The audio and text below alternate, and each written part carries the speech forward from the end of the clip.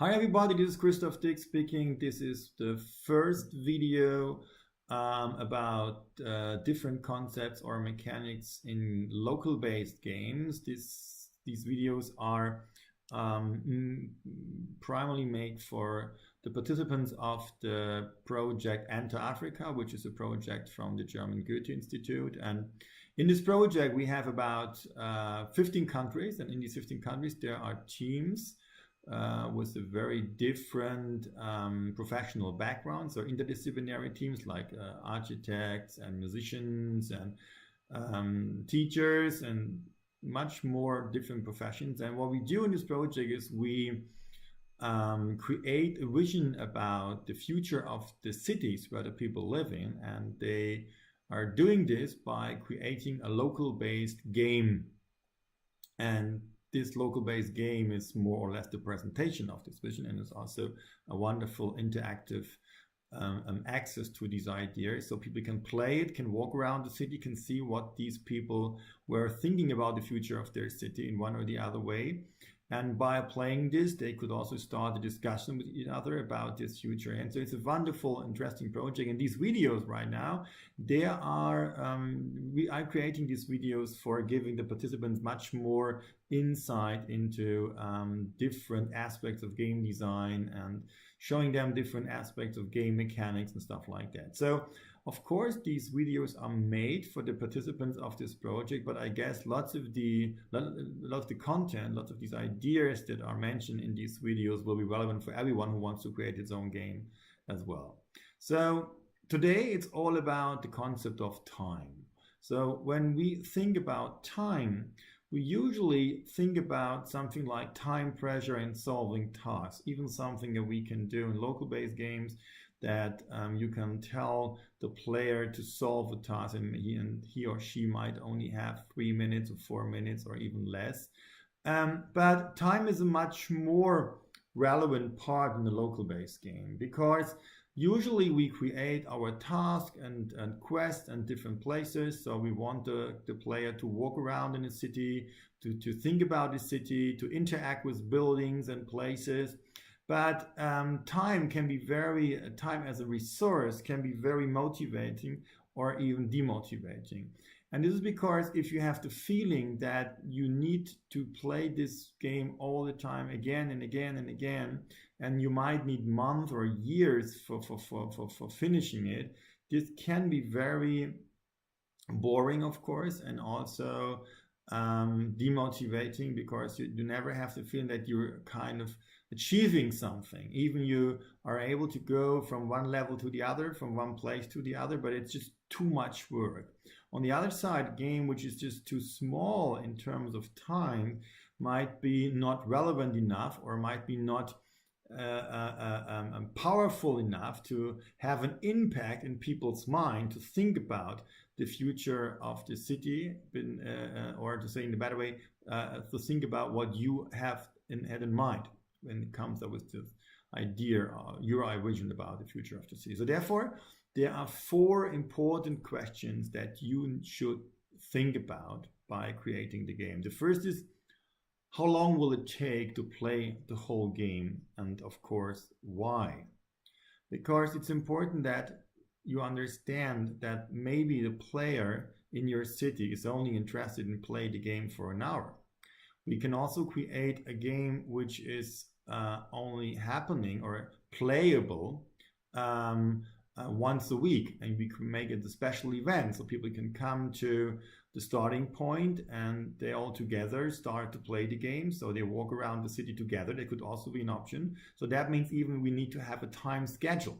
So that's something that you need to think about. It means one is about just the amount of minutes or hours, in terms of thinking maybe there is something like you can play the game within 2 hours. Maybe you need some days, and that means that you will play the game, and you might only play one part of it today, and you come back for the next day. So that could be also relevant for very big cities. So people are traveling all around the city. Maybe they go to school, maybe they go for the job, or maybe for shopping. And whenever they go to one of these places, there might be another place which is connected to the game. So therefore, the game needs to become more connected to the life reality of the gamers as well. So that's the first important thing. Think about the question of how long will it take to play the whole game, and that even means that you should think about the concept of, it's the question too, how long will it take to play any particular place and all of its tasks. So an example, if you wait for the bus and you know that the game is created in a way that you can just solve some task within 5 or 10 minutes, you might be interested in play whatever is playable at your place at the moment. But it can also be they say, no, you need much more time, which means you really need to decide to play this particular place for an hour or two, which is just a total different decision in your mind. So the second thing is, and that's also an important question, how long will it take to go from one place at the city to another? And what if there's traffic jam? Because if it needs too much time to go from one place to the other, people might stop playing the game because it's just too much traveling instead of playing. So if you have a very long distance between two places and there are no other places between these places, you need to think about what can the player do while traveling from one place to the other. So as I said, it can be that he or she is just traveling around because of the job, or everything, and once they are in one of these places, they just decide to play it because it's possible, and they're just waiting over there. Maybe they have about 50 minutes or a break or something like this. But if they really play the game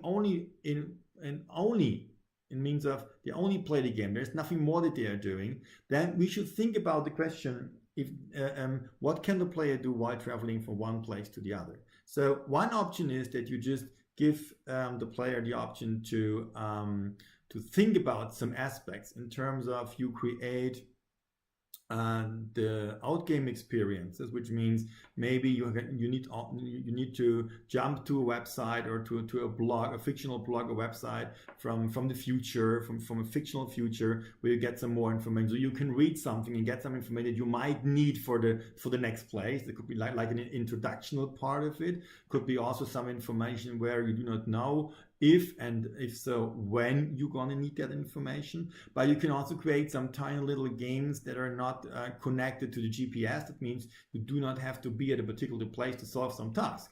Yeah. So that could be also a very interesting thing. And of course, the last question 4, think about the question, how can you use time limit for the tasks? So as I said in the beginning of this video, there might be the situation sometimes that you want to use a time limit for every task, but then it's very, very important that you describe why there is a time limit. So it's not about telling them because of the game design. It is an example. If we think about a game where you are an agent from the future and you need to fix some problems in the wheel to have a better future, then it might be that there are other agents that want to stop you, and therefore wherever you go, to every place you go, you only have about 1 or 2 minutes, because otherwise they're going to find you. So then there is a reason why you're using a time limit for a task. Yeah. So these are the 4 questions, and to the French teams and French-speaking teams in this project, I also created a document. You will find it at the end of this video. So I also translated all these questions into French, and you can try them and you can read them or use them as well. So have fun with it. Looking forward how you are dealing with the concept of time, and I'll be back with some more concepts and more game mechanics soon. Bye bye.